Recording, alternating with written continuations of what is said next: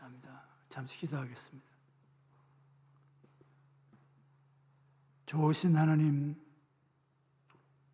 하나님이 사랑하시는 교회, 한민교회, 하나님이 사랑하시는 성도들 기쁨으로 만나게 하시니 감사드립니다.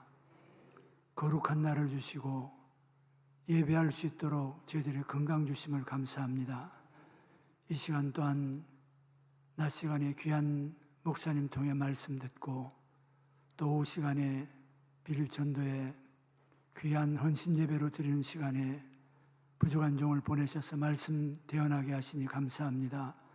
이 시간 하나님이 들려주시고자 하시는 말씀을 남김없이 들려주심으로 우리의 삶이 우리가 전하는, 우리가 외치고 일상에서 사용하는 말을 통해서 모든 연약함을 회복하고 헌신을 회복하고 우리의 삶의 축복들을 회복하고 우리가 놓쳤던 부분을 회복하는 은혜의 시간 될 수 있도록 우리 하나님 역사하여 주시옵소서. 각자가 가지고 있는 기도의 제목이 있을 터인데 이 시간 말씀을 듣는 중에 그 모든 기도의 제목들이 다시금 새롭게 응답되는 은혜의 시간 되게 하여 주옵소서. 마음으로 품고 소원하는 기도의 제목들뿐만 아니라 묵상하며 주님 긍휼을 구하는 모든 문제들까지 주님 함께 해주셔서 연약한 부분까지 치료하시고 회복시키시고 새롭게 해주셔서 주님이 과연 이 시간 우리와 동행하며 말씀하시는 하나님이심을 마음껏 노래하는 복된 시간이 되게 하여 주시옵소서. 사랑하는 목사님 보내셔서 사역해 하시온데 하나님 목사님 보내셔서 하시고자 하시는 모든 일들 남김없이 다 이루심으로 성도들 장로님부터 어린아이들까지 다 행복하고 만족해 하는 복된 귀한 교회로 주님 축복하여 주시옵소서. 이 시간 졸리는 시간입니다. 그러나 주님 말씀하여 주셔서 우리가 좀 더 집중하여 하나님의 말씀을 듣고 또 새로운 마음으로 말씀에 응답하는 은혜의 시간이 되게 하여 주옵소서. 예수님의 이름으로 기도합나이다. 아멘. 반갑습니다. 별로 안 반가보실 것 같은데. 우리 김영건 목사님은 그 교육전도사 때 저희가 같이 만났는데 너무 성실하게 일을 잘 하셔서 사실 떠날 때 좀 섭섭한 마음으로 헤어졌는데 우리 왕십리 교회 가셔가지고 무려 15년 동안 부교육자로 섬겼지 않습니까?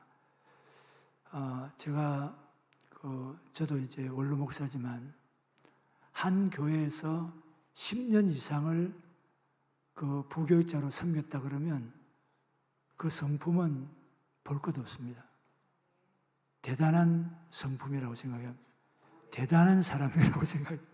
제 개인적인 생각입니다. 어디까지나 주관적인 생각입니다. 그리고 담임 목사님도 대단한 사람입니다. 15년 동안을 부교육자와 함께 같은 교회에서 같은 사역을 함께 한다는 건 대단한 일인데 저 대단한 목사님을 모시게 된 여러분이 참 대단합니다. 그래서 한민교회 그랬는데 그 뜻대로 하나님께서 더 복되게 여러분 축복해 줄 줄 믿습니다.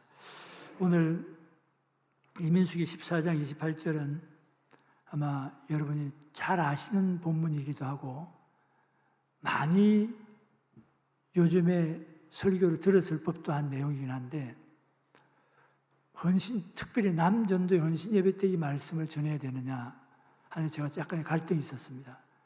에베소서를 제가 참 은퇴 이후에 에베소서를 보면서 에베소서의 1장부터 제가 너무 은혜를 많이 받아가지고 이 에베소서를 말씀을 전해야겠다고 준비를 잘 하고 있는 중에 제가 또 6월에 제가 부탁을 받았거든요. 일찍 준비를 해 많이 준비해서 기도해서 은혜 좀 베풀어 달라고 하는 뜻으로 미리 말씀해 주셨기 때문에 그 고민을 하는 중에 에베소서를 준비하고 있는 중에 이 말씀이 다시 생각이 났습니다. 그래서 좀 갈등하는 중에 이 말씀을 전해야 되겠다 해서 에베소서를 제껴두고 여기 민수기 14장 28절의 말씀을 전하게 되는데 우리가 헌신하게 되면 우리 생각에는 성령께서 충만하게 역사하시면 우리 헌신하게 되는데, 원래 충성이라는 단어는 성령 충만하게 될 때 하나님 앞에 대하는 태도가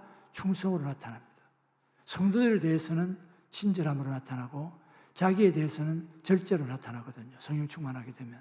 그러니까 충성이라는 것은 우리가 지중해 연안에 가게 되면 노도강풍이 부는 지중해 연안을 한 배가 이렇게 쭉 운행할 때 선장이 그 배의 키를 잡고 갈 때 노도강풍이 부는 그 곳을 향해 갈 때 키를 잡고 가는 선장이 너무 거센 파도가 치기 때문에 흔들리기도 하고 위협을 느끼기도 합니다. 그럴 때에 바다의 신 포세이돈을 향해서 아무리 당신이 내 배는 무너뜨릴 수 있고 내 배는 파손시킬 수 있고 나를 막을 수는 있지만 내가 잡은 이 키만은 절대 놓칠 수 없습니다 하는, 이것이 원문으로 이야기할 때 충성이라는 말의 뜻입니다. 그러니까 파도가 아무리 치고 배는 파손시킬 수 있다 할지라도 끝까지 내가 맡아야 하는, 내게 사명으로 주어진 키를 잡는 이 일만은 결단코 놓치지 않는다 하는 것이 충성의 원문의 뜻입니다. 그러니까 어떤 경우라도 사명은 지킨다. 어떤 손해가 있고 내 생명에 위협이 있다 하더라도 내 사명은 지킨다 하는 것이죠.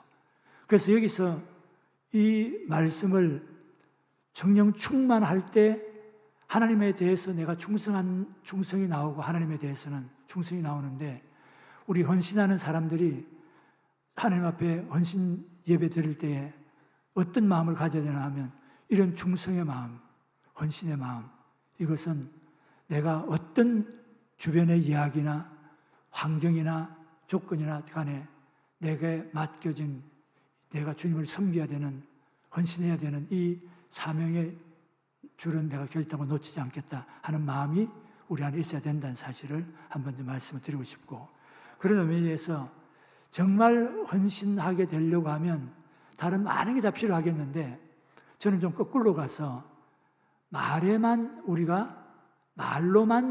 제대로만 우리가 말을 할 수 있다고 하면 헌신은 절로 되게 돼 있어요.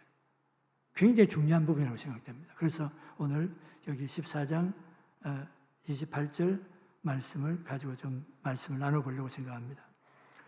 이스라엘 백성이 가나안 입성을 앞두고 가데스 바네아에서 12명의 정탐꾼을 각 그 지파에 한 명씩 해서 12명의 대표들을 뽑아서 가나안 정탐을 보내죠.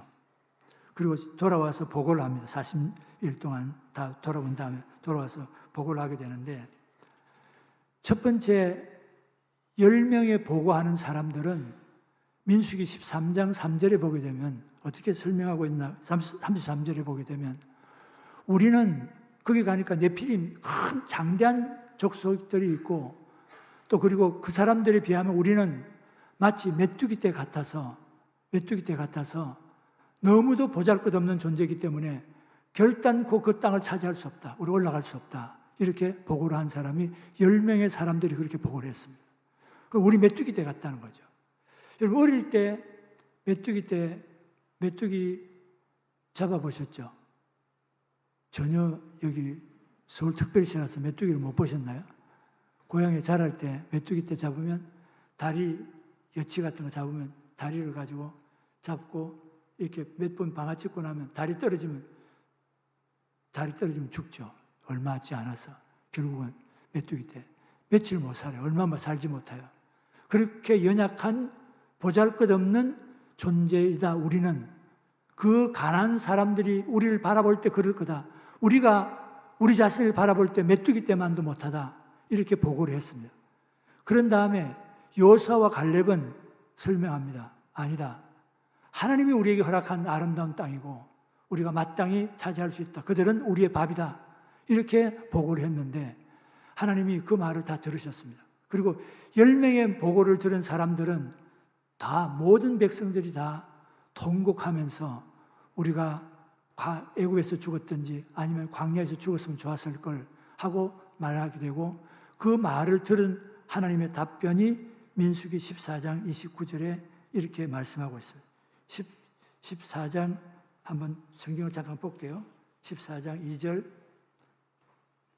성경요. 민수기 14장 2절 같이 한번 읽어볼게요.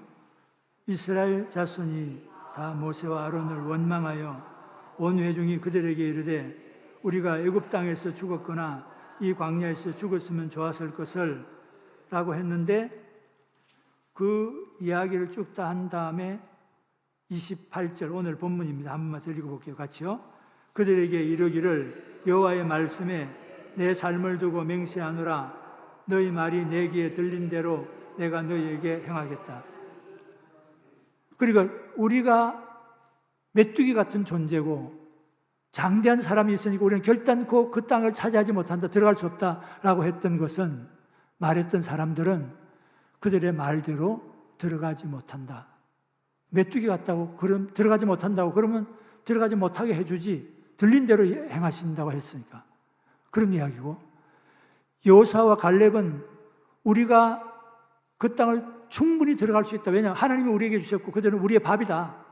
그러니까 얼마든지 우리는 들어갈 수 있다. 그렇게 말했던 여호수아와 갈렙은 너희들이 들어갈 수 있다고 했으니까 내 귀에 들린 대로 너희들은 들어갈 수 있게 해주겠다. 이것이 오늘 본문이 우리들에게 주시는 귀한 말씀입니다. 그런데 말에는 죽고 사는 힘이, 권세가 있습니다. 잠언 18장 21절에 보면 죽고 사는 것이 혀의 힘에 달렸나니 혀를 쓰기를 좋아하는 자는 혀의 열매를 먹으리라 그랬는데, 우리가 말은 씨가 된다는 말을 많이 들으셨죠. 옛날에 말이 씨가 된다, 말이 씨가 됩니다. 여기 씨가 된다는 이야기는, 씨는 뿌려지면, 여기 죽고 사는 것이 혀의 힘에 달렸나니 혀를 쓰기 좋아하는 자는 혀의 열매를 먹으리라고 하는 말은 말의 열매가 열매를 먹게 된다는 이야기예요.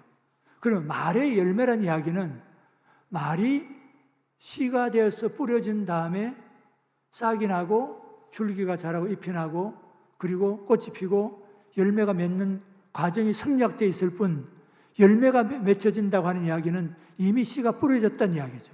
우리가 말한 것이 없어지는 게 아니에요. 이 말이 차츰차츰 자라나서 꽃이 피고 결국은 열매를 맺게 된다는 이야기를 잠언 18장 21절에는 죽고 사는 것이 혀의 권세에 달렸다라고 이렇게 말씀하고 있는 겁니다. 분명히 입에서 나온 이야기, 말은 열매가 된다, 맺힌다. 혀의 열매란 말은 이게 펠이라고 하는 원문으로 쓰고 있는데, 말이 씨가 되어 자라난다는 뜻이죠. 열매가 된다는 이야기인데, 말을 하게 되면 우리가 그 땅을 차지하게 된다라고 했을 때, 말을 하게 되면 그 땅을 차지할 수 있도록 환경이 조성이 되져요. 다시 하면 말을 했는데 그 말이 그 말대로 이루어진다는 이야기는 말에는 창조의 능력이 있습니다. 말 자체가 창조의 능력이 있어요. 그러니까 우리가 생각할 때 그냥 해버리고 말고 뭐 사라지고 마는 거지 말이지, 말이 무슨 창조의 능력이 있어라고 할지 모르지만, 말을 했는데 어느 순간에 지나고 나니까 그 말대로 되는 거예요. 그러니까 옛날에 우리 선조들이 지혜로워서 말을 한 것이 없어지는 것이 아니라 말한 것이 그대로 되어지는 걸 보면서 말이 씨가 되네, 진짜 그 말이 열매 맺네, 그대로 되어지네 라는 것을 깨닫고 말이 씨가 된다는 말을 하게 됐던 이야기죠. 예수님 당시에 명절 되면 제수 하나를 놓아주는 전례가 있었죠. 예수님 빌라도가 백성들에게 묻습니다. 바라바를 놓을까 그리스도를 놓을까? 백성들이 외칩니다. 바라바로소이다. 그렇게 외쳤습니다. 그럼 예수는 어쩌냐? 예수는 십자가에 못 박으셔서 나는 이 예수에게서 죄를 찾지 못하겠다. 그렇게 예수님 빌라도가 이야기합니다.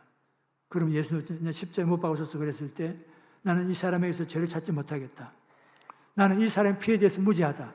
그랬을 때 이 백성들이 외친 대답은 마태복음 27장 25절에 보면 그 피를, 이 사람의 피에 대해서 무죄하다고 하니까 그 피를 우리와 우리 자손들에게 돌려주십시오 라고 외쳤습니다. 마태복음 27장 25절에 40년이 흘렀습니다.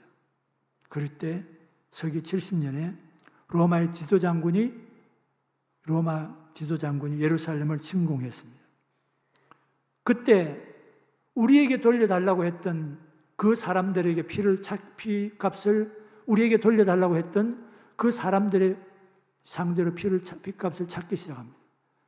로마 지도장군이 예루살렘을 침공해서 들어왔을 그 예루살렘에 있던 110만의 사람을 죽입니다.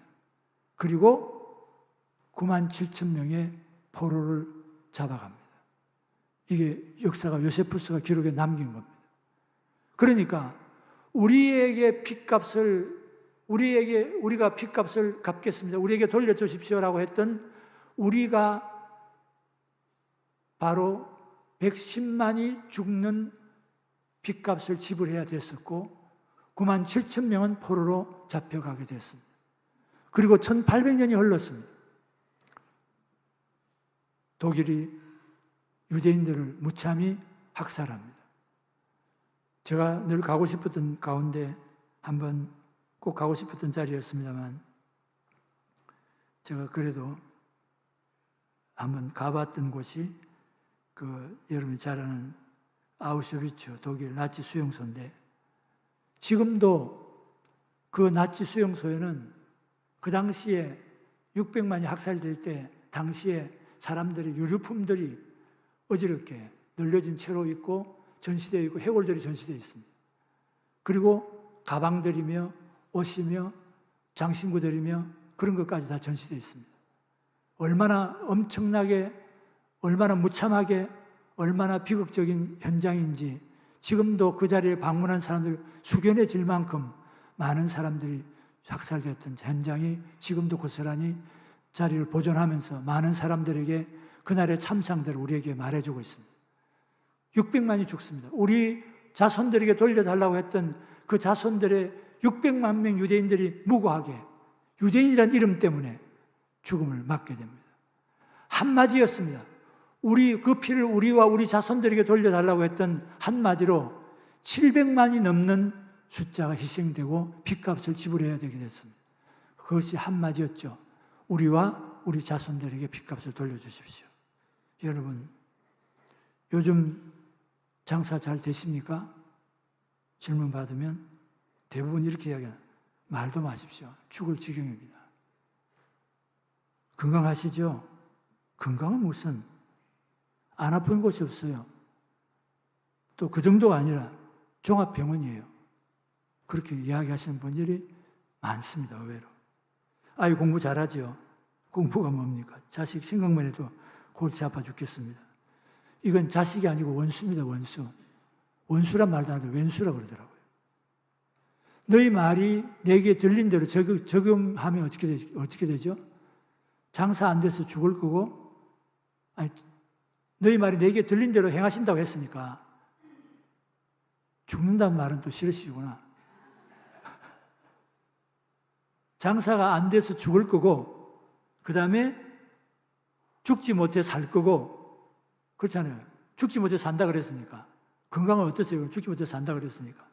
자식은 원수가 되고 자식 때문에 골치기나 아프겠죠. 좀 할 이야기가 많은데 빨리 마쳐야 되는 게 좋을 것 같았어요. 그럼 장사 잘 되나요? 어떻게 대답할까요?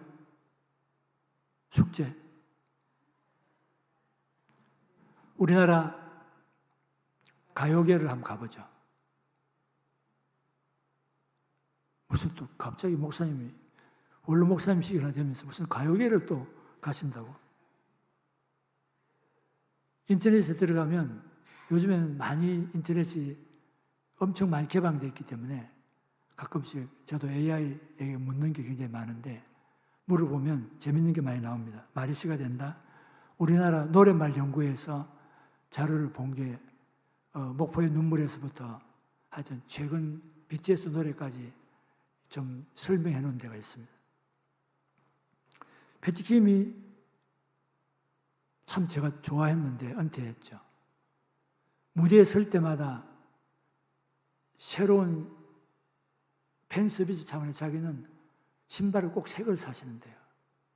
무대에 새로 설 때마다. 그러니까 대단한 내공이죠. 그리고 또 이제 그 팬들을 만나야 되기 때문에 팬들을 만나기 위해서 하루에 2시간씩 꼭 걷는데요. 몸매 관리를 위해서. 팬들을 위해서 존재하기 때문에 그래야 된다고 그러더라고요. 나중에 어떻게 되는지 모르겠습니다만 패티킴이 이별이라는 노래를 부른 다음에 기록윤과 이별하죠. 노사연 알죠? 사연이 없는 여자 노사연. 이무송이 5살 아래잖아요. 5살 아래를 만날 때 뭔 노래를 부를게요? 우리 만남을 불렀죠. 만남이라는 노래를 부른 다음에 이무송을 만났습니다. 별로 실감이 안 되시죠? 이경실 잘 알죠? 개그우먼. 남편이 하고 되게 많이 좀 싸운 게 기사가 많이 되어 나왔는데 저는 그때 이제 체크를 해보았는데 남편이 구속된 날까지 휴대전화 컬러링이 이경실 컬러링이 뭔가 컬러링이 뭔지 아시죠?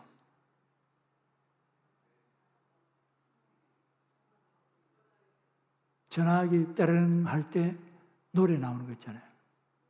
그 컬러링이 뭐였나 하면 이경실이는 브라운 아이즈라는 팀의 점점인데 점점 멀어지나 봐라는 게 가사입니다.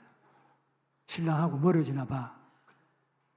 남편 손 씨였는데 왁스에 화장을 고치고 있는데 우리 다시 사랑해야 해.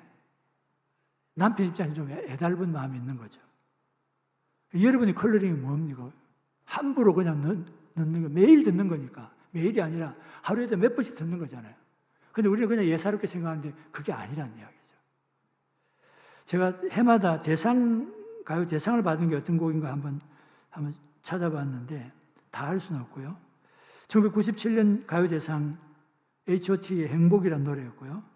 좀 건너뛰겠습니다. 2002년도에 보아가 2002년도에는 대상을 받았는데 넘버원 노래 제목이 넘버원 대상 받은 노래가요.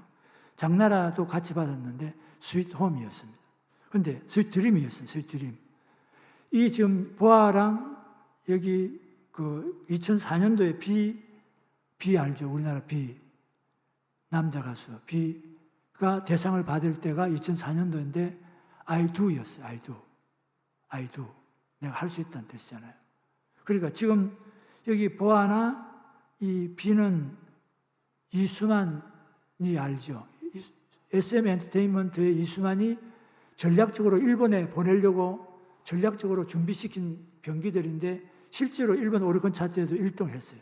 똑같이.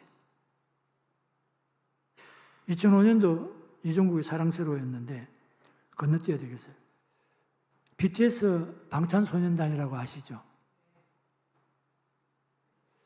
아브라함과 이삭과 야곱은 아시고 방탄소년단은 전혀 구원과 관계없으니까 몰라도 되죠. 그 첫 번째가 그 방탄소년단의 첫 번째 낸 음반이 윙스예요. 날개였어요. 날개 음반이. 그러니까 처음 등장하면서부터 윙이란 말은 날개치며 날아갈 준비가 이미 된 거죠. 저는 그렇게 그냥 이해하고 싶어요. 타이틀곡이 피땀 눈물인데 빌보드 차트 처음에는 26위였는데 빌보드 차트에 정위에만 든 것만 해도 대단한 일이거든요. 그런데 더 놀라운 기록이 뭔가 하면 다이너마이트라는 노래로 빌보드 차트 1위를 2주나 하죠. 다이너마이트. 신기하지 않나요? 여러분 신기하지 않아요? 저 혼자라도 신기해야 되겠어요. 1위를 2번씩이나 했습니다. 빌보드 차트에서. 지금 많은 평론가들이 이야기합니다. 비틀즈보다도 유명하다. 왜냐하면 비틀즈 때는 인터넷이 없었어요. 지금은 인터넷이 전 세계적으로 연결되어 있기 때문에 시골 곳곳에도 인터넷이 연결되는 곳은 여기 BTS라는 이름을 모르는 사람이 없는 정도로 전 세계적으로 유명한 인물이 됐기 때문에 비틀즈보다도 유명하다 하는 평론을 하고 있습니다. 그런데 이 노래를 보게 되면 재밌는 게 소우주 노래, 여러 가지 노래 가운데 한 가지만 보면 마이크로 코스모스라는 이 소우주라는 노래가 있는데 이 노래 가사를 여러분 혹시 한번 그냥 시간이 되면 한번 챙겨보시기 바랍니다. 전 세계 청소년들을 향해서 위로하고 그리고 당신은 소중한 존재다. 전 세계 청소년들을 향해서 노래를 부른 거예요. 당신은 소우주다. 소중한 존재다. 당신이야말로 없어서는 안 되는 존재다. 라고 모든 환경과 모든 조건에 찌들어 살아가고 있는 청소년들에게 희망과 위로를 주고 있는 노래가 바로 소우주라고 하는 여기 노래의 가사 노랫말이에요. 그러니까 젊은이들이 흥분할 수밖에 없는 노래라고 생각이 되어져요.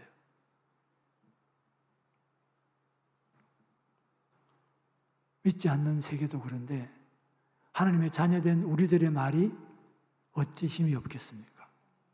이걸 우리가 기억할 필요가 있습니다. 열왕기하 4장 8절에 보면 엘리사가 수넴 여인이 수넴이라고 하는 지역을 지날 때마다 엘리사가 지나갈 때마다 수넴 여인이 볼 때 저 하나님의 사람이 우리 집에 와서 좀 쉬었다 갔으면 좋겠다. 그래서 지나갈 때마다 쉬었다 갈 수 있도록 배려해 줬습니다. 그러다가 안 되겠다.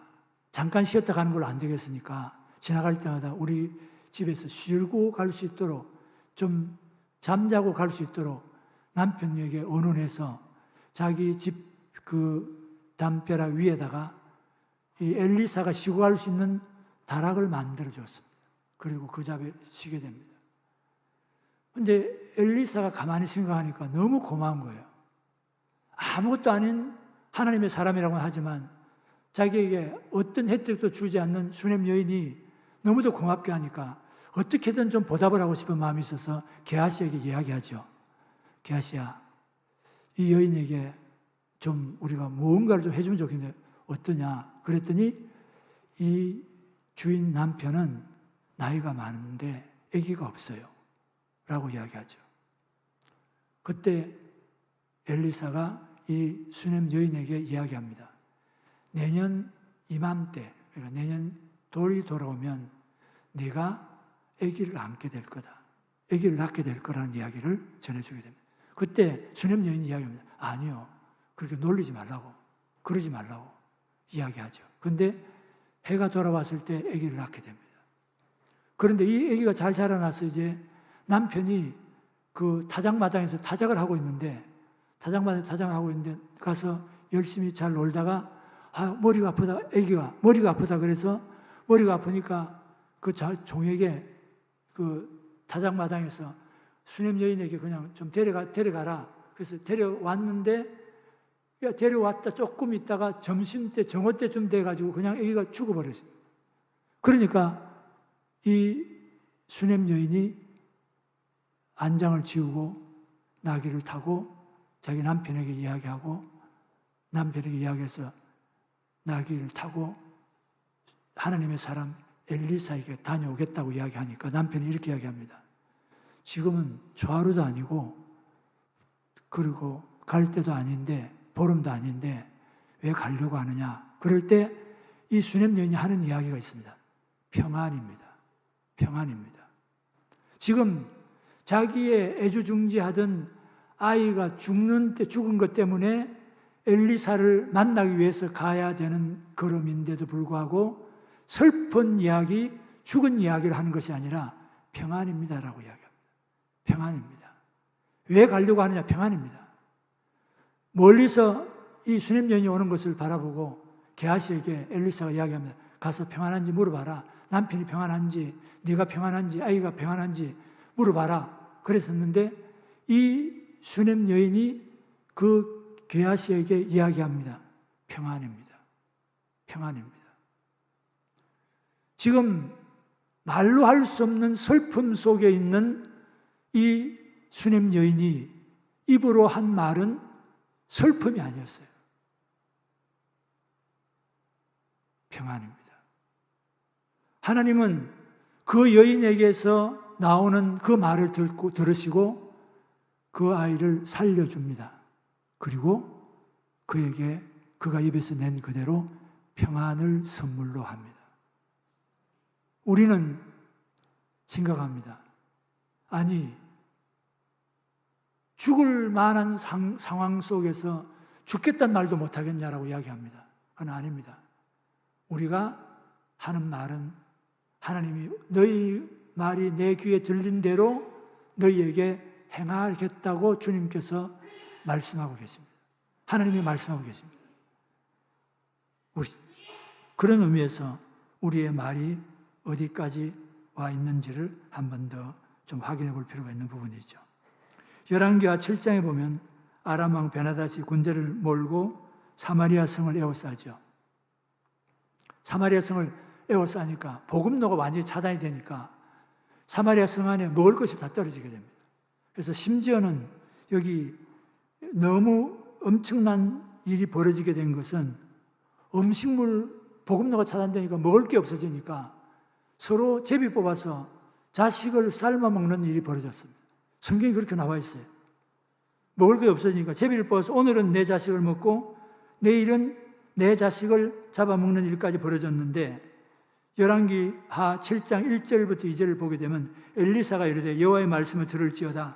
여호와께서 내일 이맘때에 사마리아 성문에서 고운 밀가루 한 사를 한 세겔로 매매하고 보리 두 수알을 한 세겔로 매매하리라 하셨느니라. 2절 그때에 왕이 그의 손에 의지하는 자 곧 한 장관이 하나님의 사람에게 대답하여 이르되 하나님 여호와께서 하늘에서 창을 내신들 어찌 이런 일이 있으리요 하더라. 엘리사가 이르되 내가 눈으로 보리라. 그러나 그것을 먹지는 못하리라. 지금 자식을 잡아먹는 판국에 엘리사가 이야기합니다. 내일 이맘때 되면 엄청난 양의 음식을 먹게 될 거다. 그럴 때에 왕이 의지했던 한 장관이 이야기하기를 하나님 여호와께서 하늘에 창을 내신들 어찌 이런 일이 있겠느냐 이야기할 때 이 엘리사가 이야기합니다. 네가 눈으로 분명히 볼 거다. 그러나 너는 먹지는 못할 거다. 근데 실제로 그 동구 밖에 있던 문 밖에 있던 그 나환자 4명이 기왕에 굶어 죽거나 아람 군대에 붙잡혀 죽거나 마찬가지니까 우리가 들어가자 그래서 그 해질녘에 아람 군대가 있는 성 안으로 들어오게 되는데 성 쪽으로 들어오게 되는데 아마 제 생각에는 큰 마병 소리를 들은 거죠. 여러분 옛날 시골에서 자랄 때 그런 경험 있으시죠? 거지들이 많았지 않나요? 거지들이 먹을 때 거지 동냥하러 왔다 했을 때 동냥하러 올 때 뭘 들고 오던가요? 깡통 들고 오잖아요. 깡통을 들고 오잖아요. 깡통을 모르시나요? 모르는 것도 많으셔도 좋겠어요. 깡통을 들고 오는데 아마 뭔가 먹을 걸 받아야 되니까 뭐 깡통이 아니더라도 뭔가를 하여튼 갖고 있을 거 아니겠어요? 근데 그 깡통이 숟가락이나 뭔가 떠먹을 것도 함께 있었으니까 차고 걸어오니까 소리가 댕거랑 났겠죠. 성경에 있는 이야기 아닙니다. 이거는 이상한 소리 한다고 하지 마시고 그러니까 그 소리가 아마도 니엇니엇 해가 질 즈음이라고 성경 설명하고 있으니까 그 소리가 정폭이 되겠죠. 그때 되면 굉장히 해질녘은 소리들이 조금 정폭이 되거든요. 그러니까 이 소리가 정폭이 되어져서 말발굽 소리처럼 들리니까 야 지금 이스라엘 군대가 사마리아 왕이 이 자기들이 이 위기를 모면하려고 군대를 사서 돈을 주고 사서 아마 자기들이 좀 우리를 치려고 하나 보다라고 생각하고 모든 걸 내려놓고 다 그 밤에 도망을 갔습니다. 그러니까 이 나환자들이 와서 보니까 모든 건 다 그대로 내버려 두고 옷이고 곡식이고 뭐든지 다 내버려 두고 다 도망가 보고 아무것도 없는 거예요. 그러니까 좋은 것 먹을 것 다 먹고 좋은 것 다 챙겨놓고 숨겨놓고 난 다음에 우리가 이렇게 말하지 않아서 큰일 난다. 그래서 왕궁에 이야기를 하게 되고 왕궁에서는 이것을 만약에 복병을 두어서 우리를 좀 더 괴멸하려고 하는 계획일지 모른다 해서 말 5표를 보내가지고 다 뒤쫓아서 확인하게 하는데 다 놓고 도망간 게 확인되었기 때문에 그 다음에 모든 먹을 것을 나누게 되죠. 그걸 지키기 위해서 왕이 의지했던 그 왕이 의지했던 장군을 세우게 되는데 사람들에게 밀려 죽게 되었다라고 설명하고 있는데 20절에 보면 이렇게 되어 있습니다. 20절에 그의 장관에게 그대로 이루어졌으니 곧 백성이 성문에서 그를 밟으며 죽었더라. 자기 입에서 말낸 대로 창을 내신들 그런 일이 있겠느냐고 말에 쓴 그대로 창을 내어서 보여는 주었지만 먹지는 못하게 하셨다. 성경이 분명히 그렇게 말씀하고 있습니다. 여러분, 우리나라 사람들 말이 얼마나 험한지 신경질나 죽겠다, 바빠 죽겠다, 심심해 죽겠다, 배고파 죽겠다, 신나서 죽겠다, 추워 죽겠다, 졸려 죽겠다, 더워 죽겠다, 죽겠다는 말이 입에 붙어 있죠. 그러면 씨는 어떻게 되나 그러면 심은 양과 질대로 거둬요. 이 말이 무슨 말인가 하면 씨를 많이 심으면 많이 나요. 또 좋은 걸 심으면 좋은 게 나요. 다시 이야기하면 내가 축복의 말을 많이 심었으면 축복의 말을 거두게 되겠죠. 수확하게 되겠죠. 내가 저주를 많이 한 말을 해놓고 축복을 수확하려고 하면 안 되죠. 내가 심은 것이 심은 그대로예요. 그래서 성경이 우리에게 말씀하는 것은 사람이 무엇으로 심든지 그대로 거두리라고 하는 원칙과 원리는 우리의 일반적인 말에도 그대로 적용이 돼요. 내가 무엇을 심든지라는 말은 모든 원칙이 동일하게 적용이 되어져요. 그렇기 때문에 우리가 말을 조심스럽게 해야 되는 것은 말에 씨를 어떻게 많이 심었으면 많이 거두고 적게 심었으면 적게 거두고 심은 질대로 거두니까 내가 좋은 걸 심었으면 좋은 걸 거두고 또 나쁜 걸 심었으면 나쁜 걸 거두고 콩을 심었으면 콩을 거두고 뭐 이런 거죠. 그래서 창세기 1장 12절에 보게 되면 재밌는 말씀이 나옵니다. 땅이 풀과 각기 종류대로 그 씨 맺는 채소와 각기 종류대로 그래 씨가 열매를 맺는 나무를 내니 하나님 보시기에 좋았더라 그랬고 25절에 보면 하나님이 땅의 짐승을 그 종류대로 가축을 그 종류대로 그러니까 그 종류대로라고 하는 말이 굉장히 중요한데요. 내가 뭘 심는가 하는 것은 그 종류대로 거두게 되어 있어요. 만약에 여러분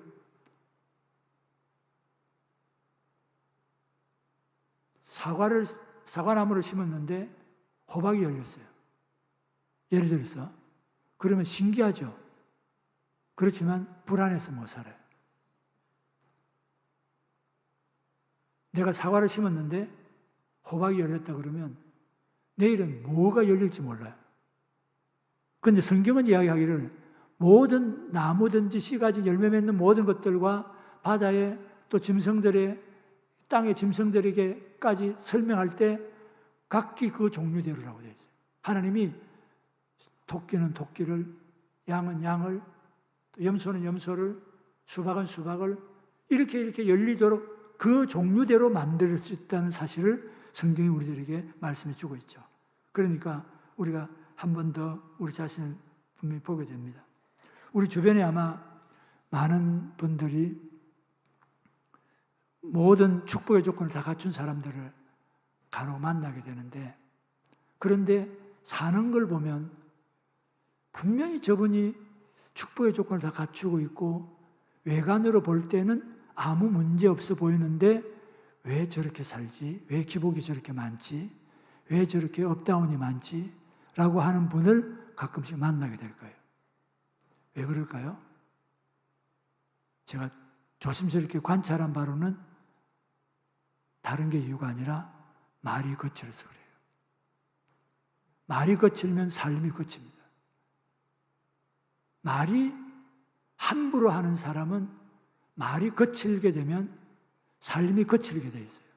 모든 좋은 조건을 다 갖추고 있음에도 불구하고 그 사람이 삶이 순탄치가 않아. 왜요? 말이 거칠기 때문에. 분명한 것은 말은 씨가 되고 씨가 심겨지면 반드시 열매를 거둔다고 하는 원칙은 결단코 변하지 않습니다. 누가 거둡니까 그러면? 말의 씨를 심었으면, 말을 했으면 누가 거둡니까? 마태복음 10장에 보게 되면 예수님께서 70명의 제자들을 2명씩 짝을 지어서 전도를 내보냅니다. 전도를 내보내는데 보낼 때 너 돈주머니 차지 마라.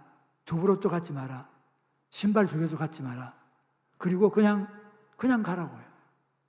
그러면서 어느 동리에 가든지 네가 머물 집을 먼저 찾고 그곳을 위해서 네가 평안을 빌어라.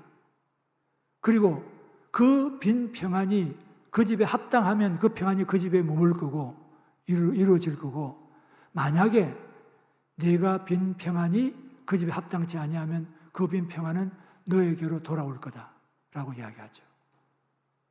그러면 답이 나왔죠.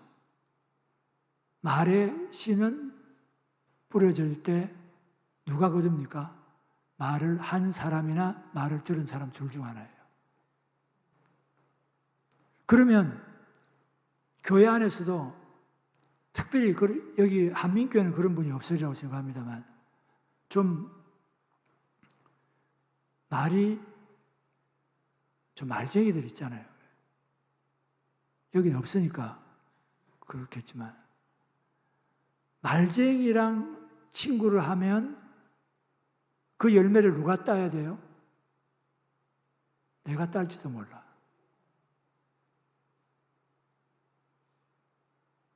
겁도 안 나시나 봐.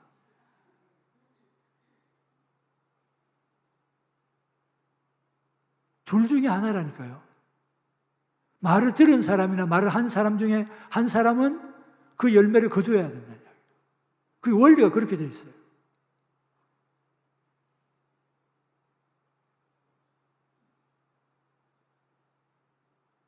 마태복음 10장 12절에 또 그 집에 들어가면서 평안하기를 빌라. 13절 그 집이 이에 합당하면 너희가 빈 평안이 거기 임할 것이고 만약 합당치 아니하면 그 평안이 너희에게로 돌아올 것이다. 말을 한 사람이나 말을 들은 사람이 거두게 된다는 이야기죠. 그런데 중요한 것은 굉장히 피곤할 때 있잖아요. 왜? 사람이 피곤할 때 있잖아요. 피곤할 때는 말하는 걸 절제하셔야 돼요. 피곤할 때 말이 그냥 직직 나와요. 절제가 안 돼요. 귀찮으니까 그냥 막 해야 돼요. 제가 굉장히 괜찮게 생긴 사람 아니에요? 잘생겼다는 이야기를 하는 게 아니라 성격이 괜찮은 사람이거든요. 별로 모르니까.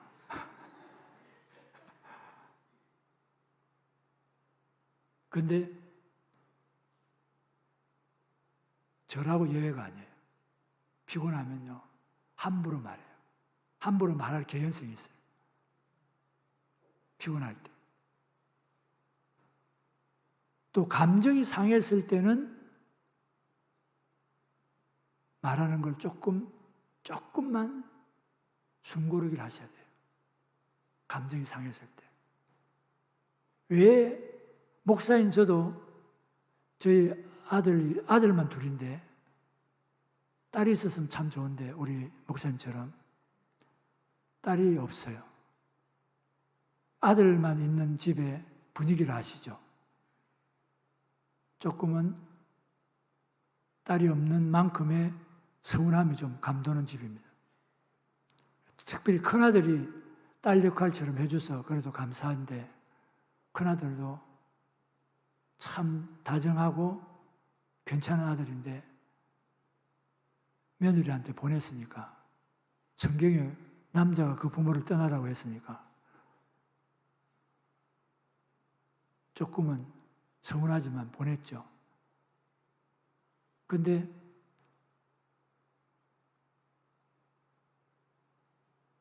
뭔 이야기 하다 지금 이러고.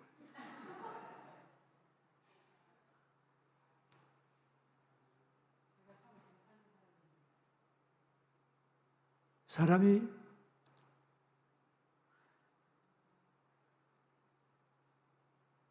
어릴 때 초등학교 때까지는 제가 매질을 했어요.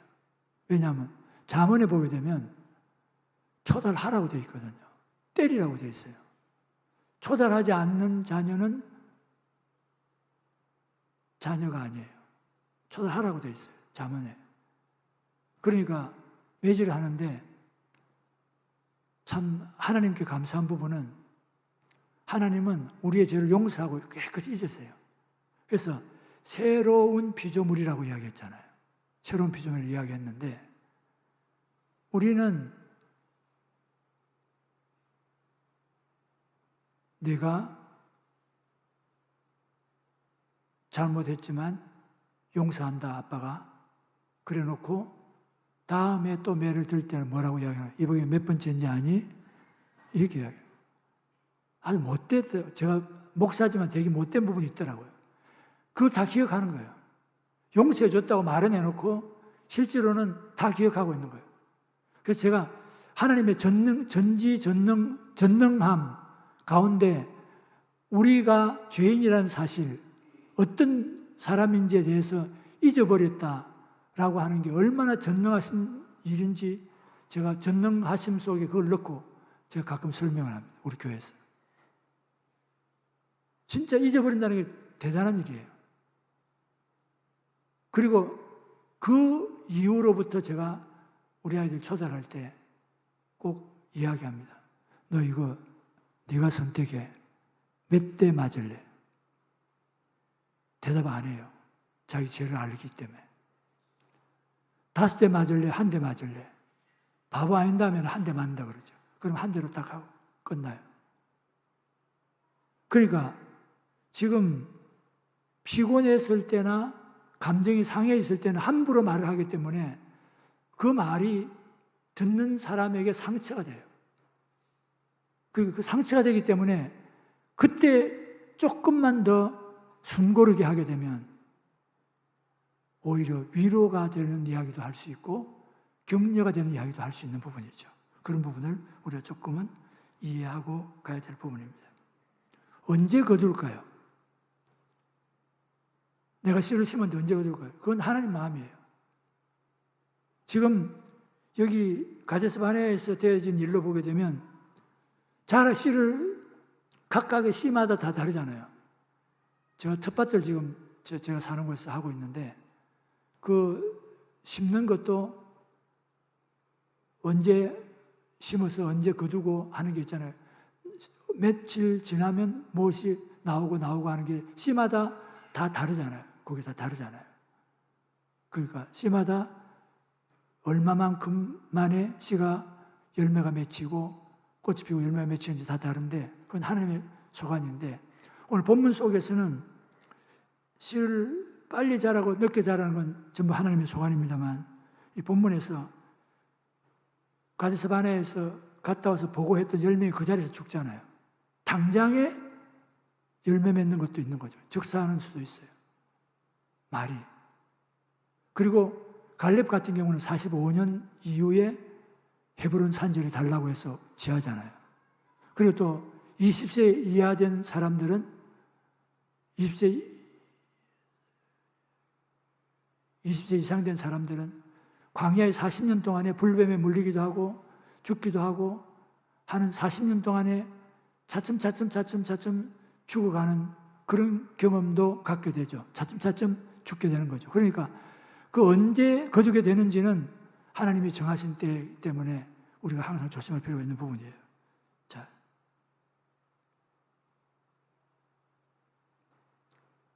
마지막 성경 13장 고린도전서 13장 11절에 제가 한번 읽어볼게요. 내가 어렸을 때에는 말하는 것이 어린아이와 같고 깨닫는 것이 어린아이와 같고 생각하는 것이 어린아이와 같다가 장성한 사람이 되어서는 어린아이의 일을 버렸노라 그랬는데 또 그리고 야고보서 3장 2절에 우리가 다 실수가 많으니 만일 말에 실수가 없는 자라면 곧 온전한 사람이라 그랬습니다. 말이 실수가 없으면 온전한 사람이라고 했고요. 그 다음에 어렸을 때는 말하는 것이 어린아이와 같다 그랬는데 그 사람의 말을 들어보면 이 사람이 성숙한 사람인지 아닌지 알게 돼요. 그러면 실제로 우리가 성숙한 말을 하기 위해서는 어떤 사람이 되어야 되나 그러면 말을 들어보면 그 사람이 성숙한지 아닌지 알게 되는데 어떻게 성숙한 말을 할 수 있겠느냐 그러면 말을 하게 되는 그 말의 저장고가 어디입니까? 우리 마음이죠. 마음에 있는 게 말로 나오게 되는 거잖아요. 그러면 마음에 있는 것을 바깥으로 내보내는 이 마음을 다스려야 되는 부분인데 마음에 하나님의 말씀으로 하나님의 은혜로 채우는 것이 필요하죠. 그러면 그나마 인간적으로 부족한 부분들이 좀 순화되고 그리고 성령의 통제를 받을 수 있고 말씀의 통제를 받을 수 있는 부분이 그나마 허락이 되겠죠. 그렇기 때문에 우리가 늘 말씀을 가까이 하는 게 굉장히 필요하고 말하는 것이 어린아이 같다고 하는 이야기는 어린아이 같이 우리가 아무리 성숙했다고 이야기하더라도 막상 말하는 걸 보게 되면 너무도 어린아이 같은 사람들이 많아요. 어린 양이고 여전히 어린 양이고 여전히 성숙하지 못한 모습으로 살아가는 사람이 많은데 헌신하는 것도 마찬가지예요. 우리가 이 1년 동안에 우리가 남아있는 반년 동안에 하나님의 말씀 앞에서 우리 자신을 다스려가면서 말로만 제대로 우리가 다른 사람을 격려하고 힘이 되어주고 용기를 불어넣고 서로 격려하고 힘이 되어준 이런 자리에 간다면 헌신하는 것은 뭐 한 사람이든 두 사람이든 마음 맞는 사람만 있어도 얼마든지 헌신은 가능하리라고 생각됩니다. 그런데 우리 황성주 박사가 감사적이라고 하는 책에 보면 우리가 잘 아는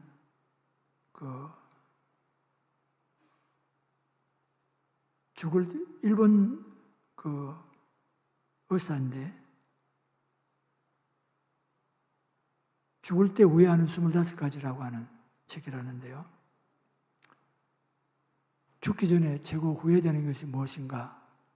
라고 하는데 25가지 가운데 1000명에게 아마 물었는데 첫 번째, 제 25가지 가운데 첫 번째 답이 뭔가 하면 사랑하는 사람에게 고맙다는 말을 좀 더 많이 했더라면 좋았을 걸 이라고 해요. 그러니까 굉장히 어려운 이야기는 아니에요. 제가 우리 송구 영신 예배할 때 마지막 예배 다 마치고 같이 가족들끼리 좀 이렇게 모여봐라. 가족들끼리 다 모여가지고 좀 아빠가 좀 엄마도 보응을 해주고 그리고 자녀들도 좀 보응해주고 자녀들도 부모님을 좀 보응해줘봐라 그랬는데 이게 익숙한 것 같은데도 익숙하지가 않아요. 서로 멀뚱히 서가지고 해봐요. 그냥 서서 멀뚱멀뚱하게 바라보고만 있어요. 한번 해볼까요? 한번? 옆 사람에게 신뢰가 안 되는 범위 내에서 그리스도 이름으로 사랑합니다 한번 포옹 한번 해보시죠.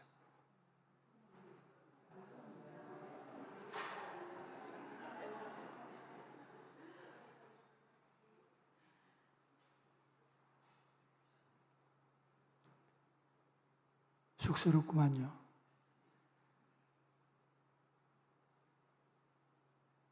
말씀을 맺어야 되겠습니다. 우리가 10명의 정탐꾼들처럼 부정적인 생각과 말이 우리 가슴 속에 다 가득한 사람들이 있을 수 있어요. 내가 한 말 때문에 이 말의 시효는 언제까지인지 아십니까? 죽을 때까지예요. 한마디 내가 아버지로서 아들에게 한마디 너 같은 놈은 내 자식이 아니야. 너는 우리 가문에서 없어져야 될 놈이야. 예를 들어서 그런 이야기를 할 수도 있죠. 나는 화가 나서 그 상황에 마땅히 다른 조건이 아니라 마땅히 그 이야기를 해 마땅한 아들의 행동이었다 한다 하더라도 아들 평생에 그 이야기는 지고 갑니다. 제가 결혼하기 전에 두 아들에게 물어봤습니다. 혹시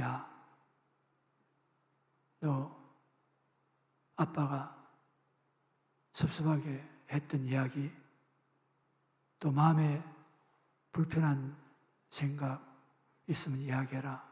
풀고 가야지. 아니에요. 그런 거 없어요. 너무 감사한 것뿐이에요. 말은 그러고 갔는데 모르죠. 믿어야죠. 물어봤어요. 여러분의 한마디 때문에 같은 교회에 있으면서도 저 사람만 없으면 참 행복하겠는데 라고 할 수도 있어요. 그런 이야기를 내 가슴에만 묻고 살아가야 되는데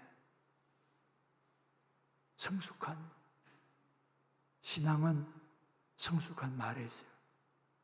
생각하는 것, 말하는 것이 어린아이와 같지 않고 성숙해야 되고, 그러기 위해서는 내 자신의 신앙이 성숙한 신앙으로 되기 위해서는 부단히 내 안에 성숙한 말씀으로 또 사랑으로 관심으로 채우면서 내가 말하면 격려가 되고 힘이 되고 용기를 북돋우고 누군가는 나의 말 한마디를 기다릴 수 있는 그런 사람이 된다면 교회가 얼마나 따뜻할까 하는 생각을 해봅니다. 여러분 안에 자녀들이 아빠, 엄마, 내가 아빠 아들이라서 너무 행복해. 엄마, 나의 엄마라서 너무 행복해. 그런 말을 들을 수 있다면 얼마나 더 행복할까 하는 생각도 해보게 됩니다. 여러분, 우리 남전도에 헌신할 때 또 그런 마음으로 격려하면서 남은 반년 동안 생활하시고 또 교회가 더 따뜻하고 행복한 그런 교회로 세워지기를 주의 이름으로 축원합니다. 하나님 아버지, 나 때문에 혹 상처받은 사람은 없는지, 나는 그때 할 말을 한다고 했는데 나의 말 때문에 지금도 가슴 아파하는 사람은 없는지 입술에 파수꾼을 세워주시고 성령의 도우심으로 늘 점검하면서 성령의 숯불로 내 입술을 지져주셔서 내가 하는 한마디가 많은 사람에게 힘이 되고 격려가 되고 용기가 되고 소망이 되고 기쁨이 되고 기대가 되는 그런 성숙한 말하는 사람이 되게 하여 주시옵소서. 귀한 목사님 사역에 기름 부어주시고 성도들 한 사람 한 사람이 한마디 한마디 말할 때마다 목사님 목회에 힘이 될 수 있는 말 할 수 있도록 주님이 돌봐주시고 이 교회 안에 부정적인 생각, 부정적인 말, 잘못된 언어들은 사라지는 하나님의 은혜가 성령 하나님의 도우심으로 이 제단에 넘치도록 주님 축복하여 주시옵소서. 쓸모없는 말이 없게 하시고 엎질러진 물 같아서 어쩔 수 없는 것이 아니라 내가 다시 한번 주님 앞에 새로운 마음으로 말함으로 서로가 격려가 되는 아름다운 교회로 주님 세워주셔서 서로 생각만 해도 감사하고 저 사람이 내게 있어서 감사하고 감격하는 복된 교회로 축복하여 주옵소서. 주님 감사합니다. 예수님의 이름으로 기도합니다. 아멘.